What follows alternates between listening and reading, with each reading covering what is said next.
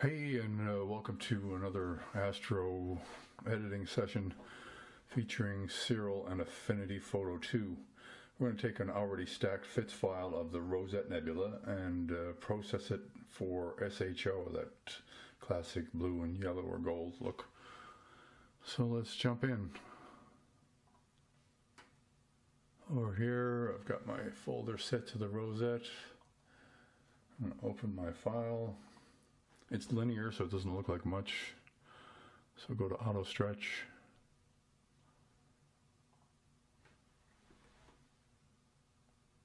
I'll go to astrometry.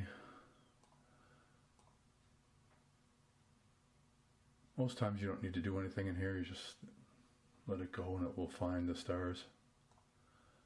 And it did that here and flipped over my image. Let's clean it up a bit. Veralux Nox gets rid of some gradient. Process. Use the eyeball here to have a look at what it removed. Yeah, good. Let's close that out.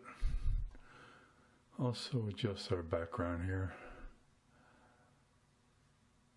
Let's grab a Graxpers. Smoothing up. Apply. Yeah, that looks better. Let's give this a crop. Go to histogram, makes it easier to see your bad edges sometimes. Yeah, that's bad over there too. Don't need that much anyway. Let's try that.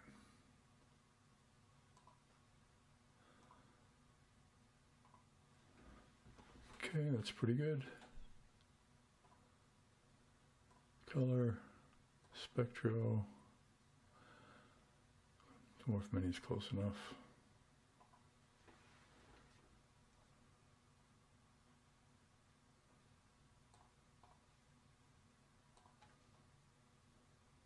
Okay, I'm going to run RC Astro for denoise first because there's a lot of color noise in this. If you zoom in, see all that. Some color noise you want to get rid of.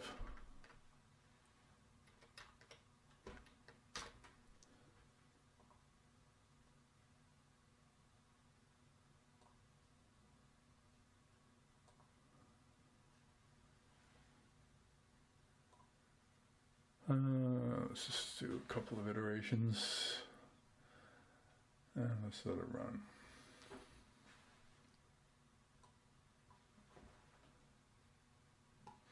Now, I paid money, or I'm about to pay money. This is a tutorial or a free trial, but I'm gonna do a full purchase on it in a couple of weeks. But you can get a decent result from something like Silentium here. We'll remove some noise, as will this or this. And there's several different versions of the SCU denoise that you can try as well. But I find that the RC Astro ones run really well. Let's come back here. We're nearly done.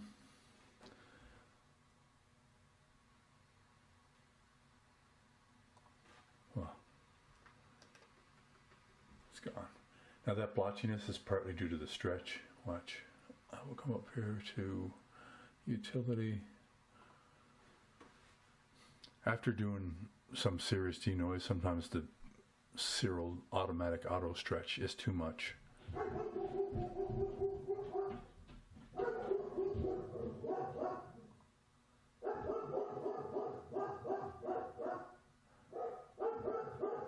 guess you can hear in the background why I can leave my telescope out in the yard all night.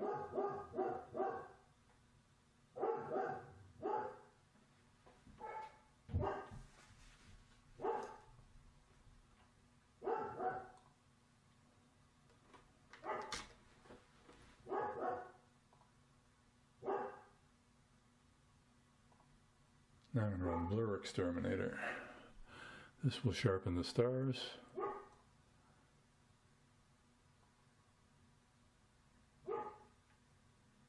And the non-stellar, let's go full, yeah,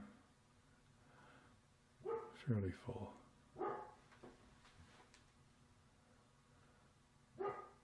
Okay, Kai, that's enough. We've been warned. Appreciate you.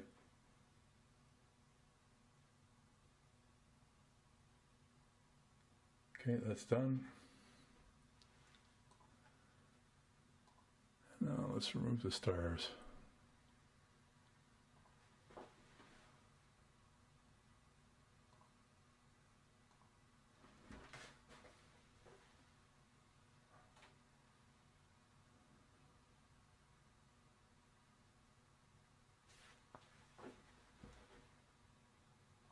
They're gone. Let's change to linear.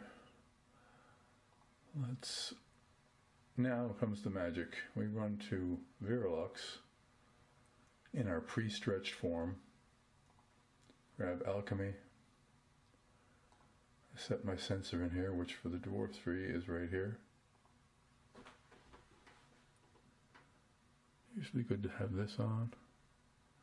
I'll set this pseudo SHO. I'll bring up the blue, which is oxygen, a little bit, let's say there. I'll say process. Now it needs to be stretched. You can stretch it manually over here. Something to try one of these days, because there's some interesting things you can do when you do it the old-fashioned way. Or if you prefer automated, you can come in here to processing, statistical stretch, or veralux has this nice hypermetric. And we'll auto calc. Again, we choose our sensor, which in my case is the Starvis 2 678. You calculate your log D here and say preview. Yeah, very nice. You can go to scientific as well. It's a little less aggressive, but for more visually stunning, the ready to use is usually a good way to go.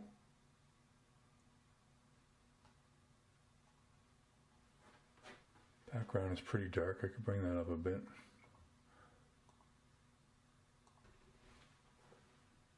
Okay. Process. There we go. Looks pretty good already. I mean, right now you could add the stars into that and it would look pretty nice.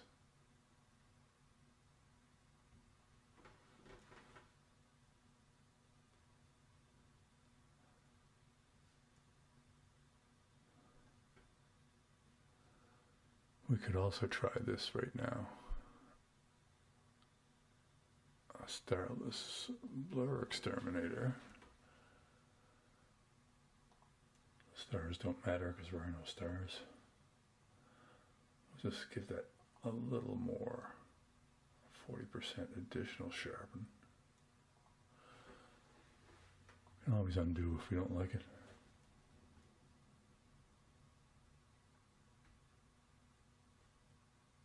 Sometimes sharpening after star removal gives you some good results, sometimes it doesn't. We'll see.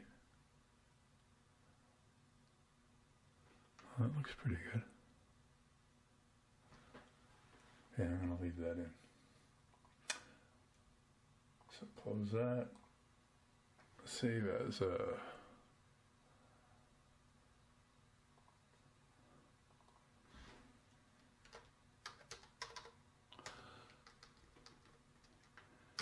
This is SHO. I use the RC Astro on it. And this is starless.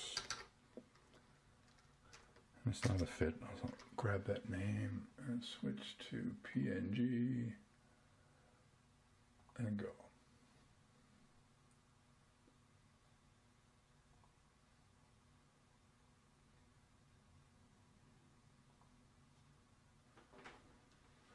Oh, this is where I'm standing now.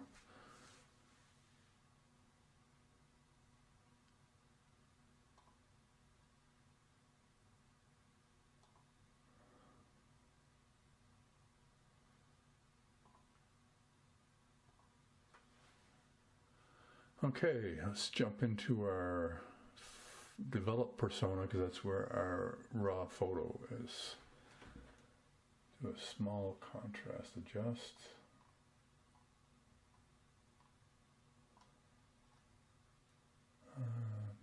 Black up 1. Shadows up a couple. Saturation up a bit. Vibrance up a bit. I'm going to call that good. You don't want to go too crazy in here. Just some minor little tweaks at a low level while it's still raw. And then we put it back into what's called the pixel, which is a editable graphic for this part of it. So I think we can bring the blues up a little bit. Another good idea too is sometimes to go and look at things and say, give me the, what was that? Nebula, SHO.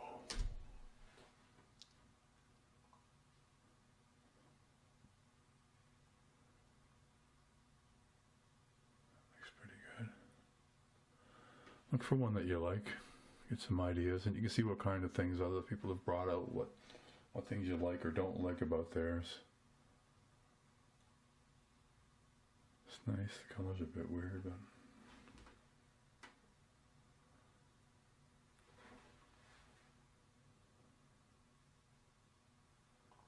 something a bit like that is nice.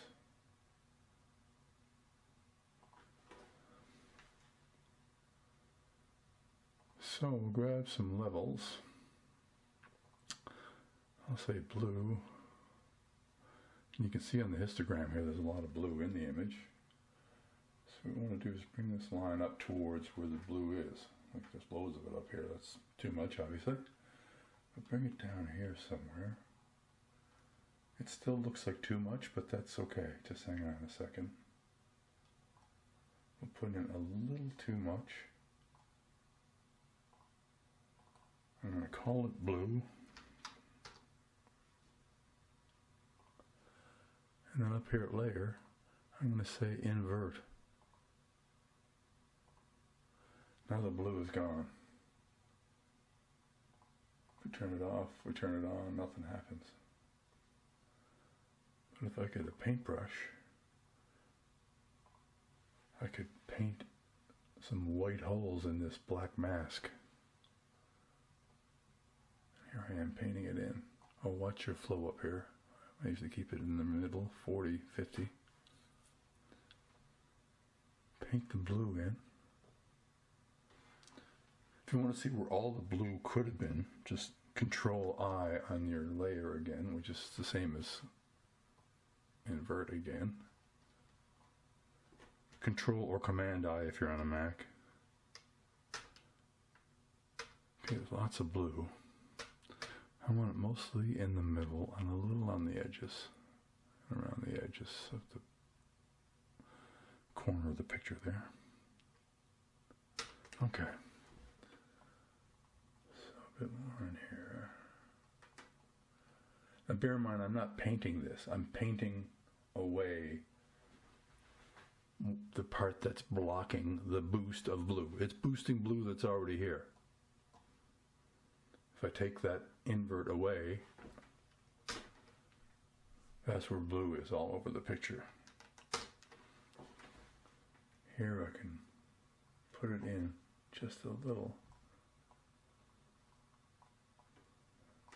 And if you do too much, you can just go back to black and you can paint some of the blue out. Put it back to white and I can paint the blue back in. And if you've got a fine little area and you want to darken it, just come over here, say Edit, Adjustment. Now I could turn up my opacity because I don't have to be careful now. I can just really blue that up. Click over here.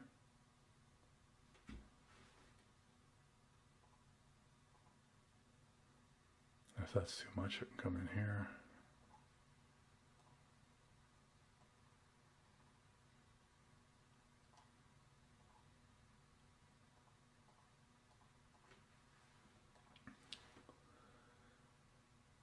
Okay, so now I'm going to do a red and green together. Let's bring in the reds. That's too much of it, obviously. Maybe around there. It's still too much, but you know the drill. And the green.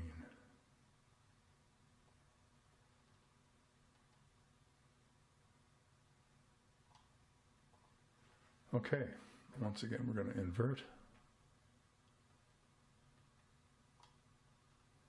Make sure we're on white. Put our opacity back down to 40. 50. It's good enough.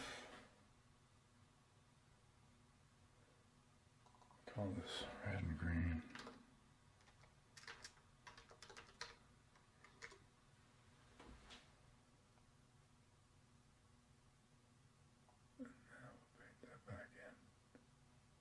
And again, we're not painting. If you painted in red and green, it would be a big blotch. Look, if I just come down here on the actual layer and paint in white, it's terrible, right? But when I paint on a mask, I'm allowing that red-green enhancement to enhance the area under my paintbrush. And by having it a reduced opacity, you can gradually add that in.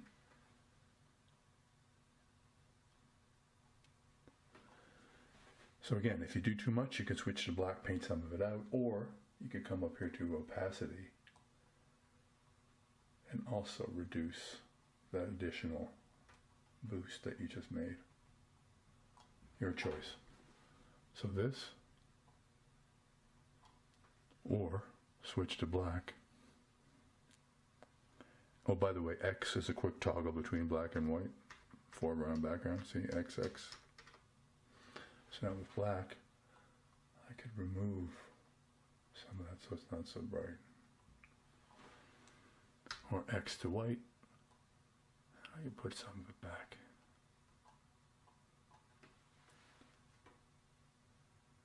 Back to my blue, a bit more over here.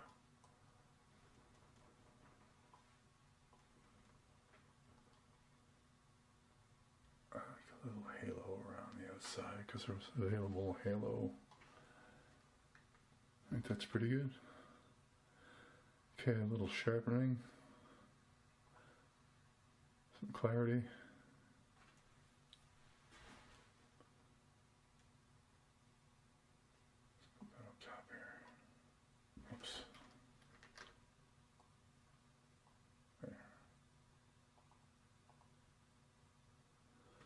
Okay.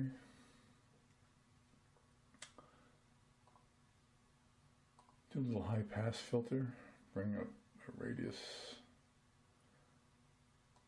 1 pixel. You just start to see it up here, the little sharp edges. Right, let's call it 2 pixel. Now to get it to show in your picture, you need to overlay it. So overlay, let's turn it off, turn it on again, it's pretty good. We can call that done.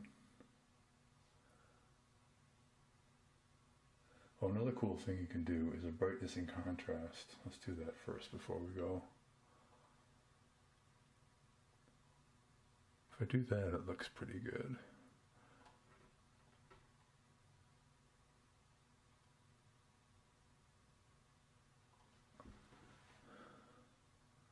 But again, I can invert, and in white I will paint in brightness and contrast. And by the way, with your square brackets, you can increase and decrease your paintbrush.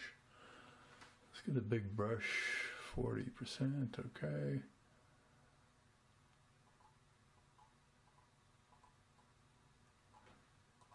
Contrast in here.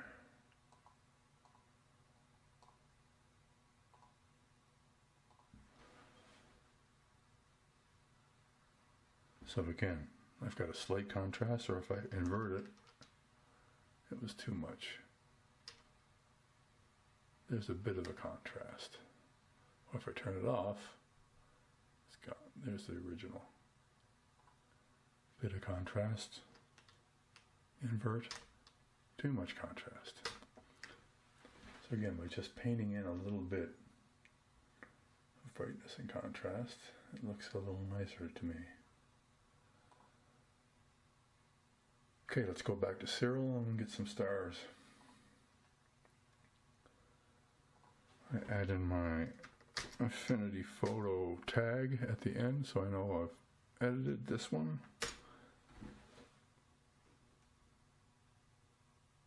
It's done. Okay, so we sent that in. And we brought this back.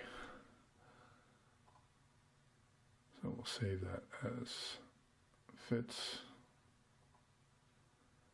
32.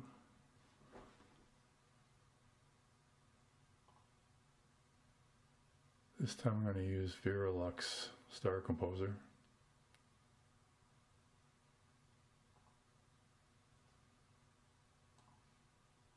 So here it wants our linear star picture, which is here, and our stretched starless, which is this one we just saved. Bring our stars up about halfway.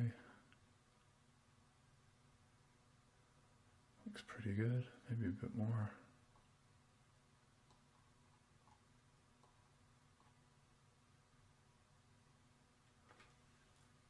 Let's do that. Let's soften them a little bit. Let's call that done. And there we have it. The Rosette in pseudo SHO. Just got to put our name on it.